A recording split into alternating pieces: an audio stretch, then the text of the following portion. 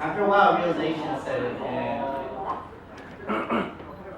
Solomon had already volunteered to sing a song in Chinese. Very impressive stuff. And it didn't match that, so definitely it was a better choice for Solomon to take the lead in that. Actually, the only song I know in Chinese, I don't even know the name of it, but it goes something like this. Yet, Sam, you don't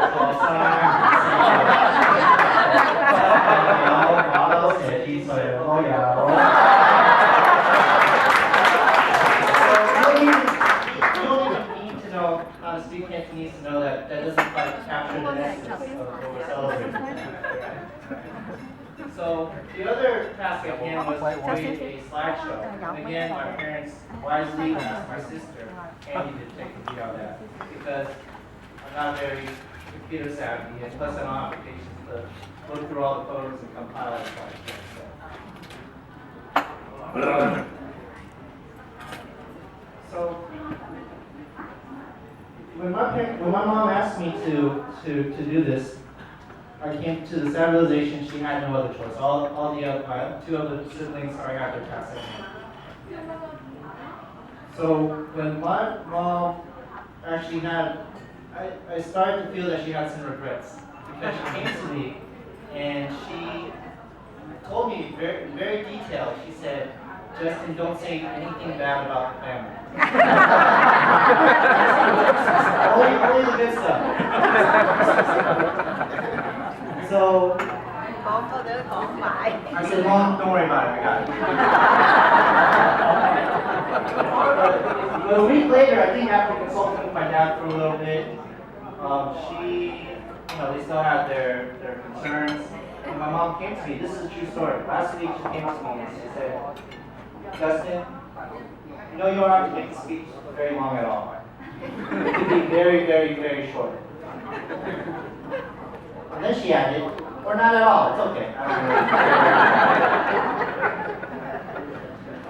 So if you bring your attention to my parents right now, they're smiling, but they're really thinking, "Ay, yeah, they go, sorry, ay, yeah."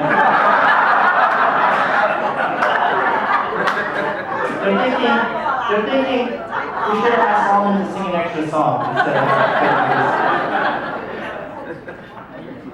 But I'm gonna make an attempt to stay on track with the speech. So I actually wrote it down. Hope you're proud of me. I wrote it down and stay on track. So I'm actually not playing Angry Birds or looking at sports scores right now. How many of you guys know how my parents actually met? By raising hands, show of hands. One. Okay, not too many. Well, the story goes like this. My dad worked for my grandfather's cleaning company in Hong Kong. And they had a contract with a very famous restaurant called Golden Crown, where my mom was a waitress. The male employees of the cleaning company would always flirt and try to get dates with the female staff at the restaurant. My mom always ignored the cleaning staff when we tried to talk to her because she was a little stuck up. And they were all very sleazy and obnoxious, according to my mom.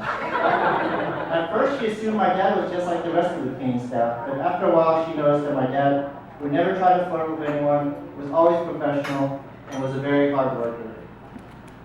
They began making small talk, and after a whole year, my dad finally worked up the courage to ask my mom out on a date. After 2 years of dating, they got married, and 40 years later, here we are today.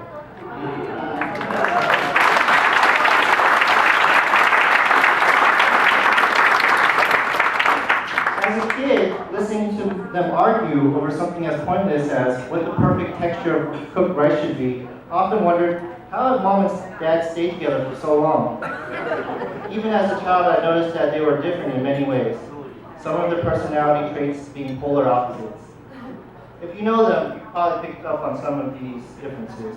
My mom likes to play it safe, making decisions with the least amount of risk involved.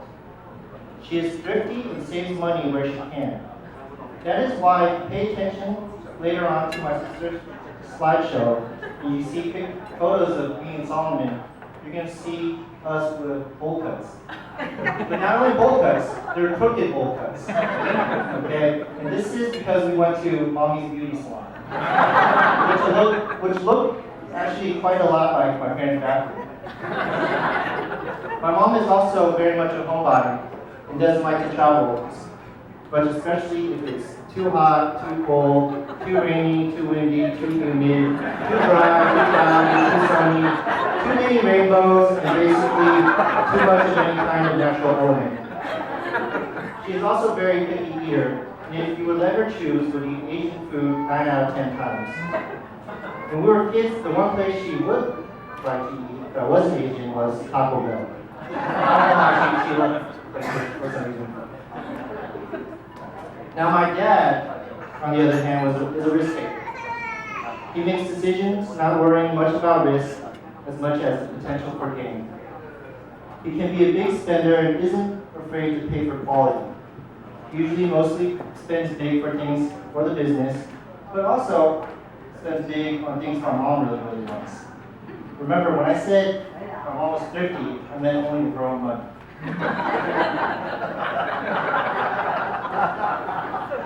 My dad likes to be out of the house doing things too, unless it's football season.